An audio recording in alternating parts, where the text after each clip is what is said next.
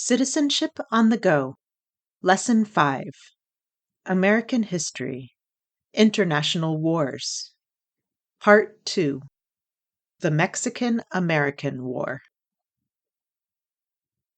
After treaties were signed ending the War of 1812, Great Britain and the United States were finally at peace with each other. About 30 years later, however, the U.S. entered another international war with a different country. This time, the U.S. fought against Mexico, and most of the conflicts had to do with control of land. Before Mexico gained its independence from Spain, the Spanish Empire had claimed extensive territories in the western and southern parts of North America the colonists called New Spain.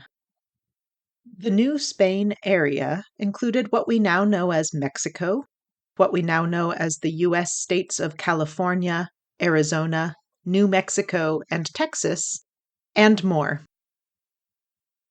Both during the time they were claimed by the Spanish Empire and later, when they were claimed by the independent national government of Mexico, the New Spain territories were home to large populations of Native Americans strongly opposed to being governed by incoming Europeans.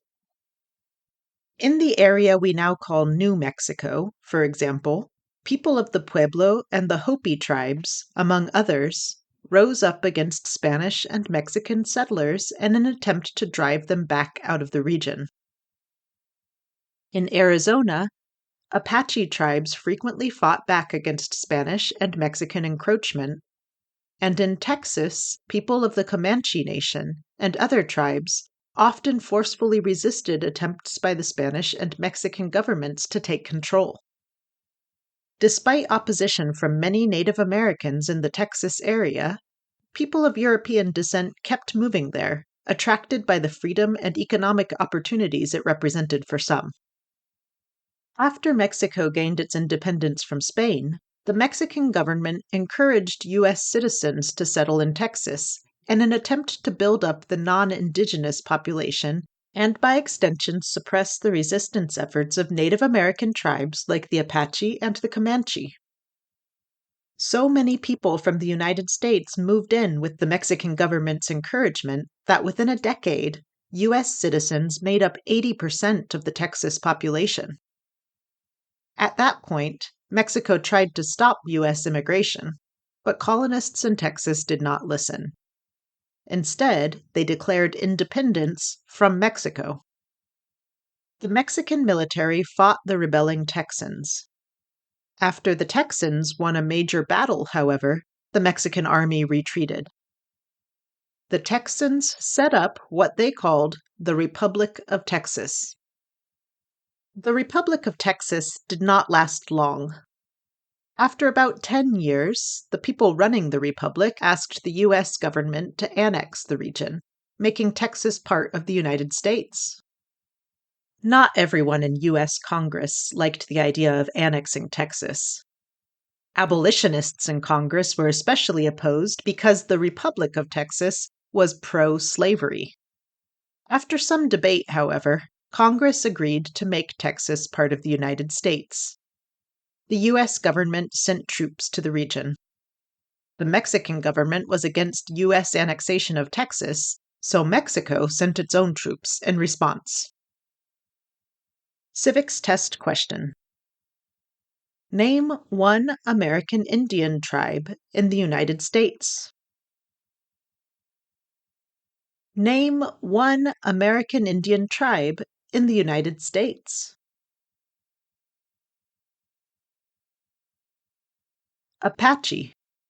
The Apache were living in the area we now know as the country of Mexico and what we now know as the U.S. states of Arizona, New Mexico, and Texas, long before the Europeans arrived.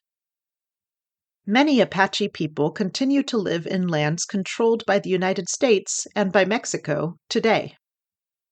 There are more than 500 American Indian tribes in the United States currently recognized by the federal government.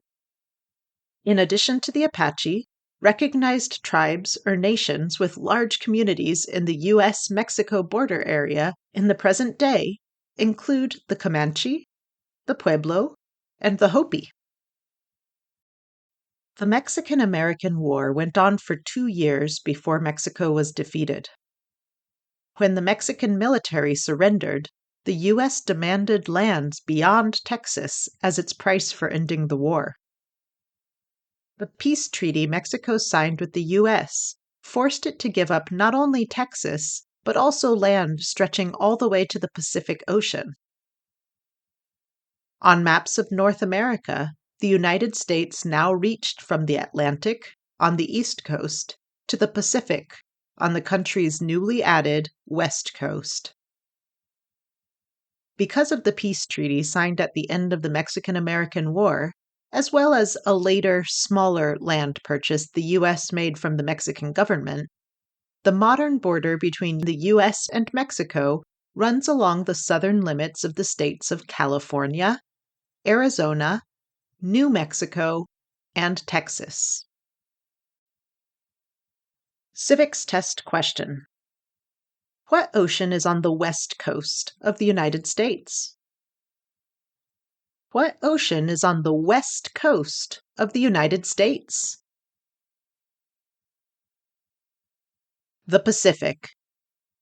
After the Mexican-American War, the United States controlled territory stretching all the way to the west coast of North America, where the land meets the Pacific Ocean. Civics test question. Name one state that borders Mexico. Name one state that borders Mexico. Texas. Texas is one state that borders Mexico. The 4 U.S. states that today border Mexico are California, Arizona, New Mexico, and Texas.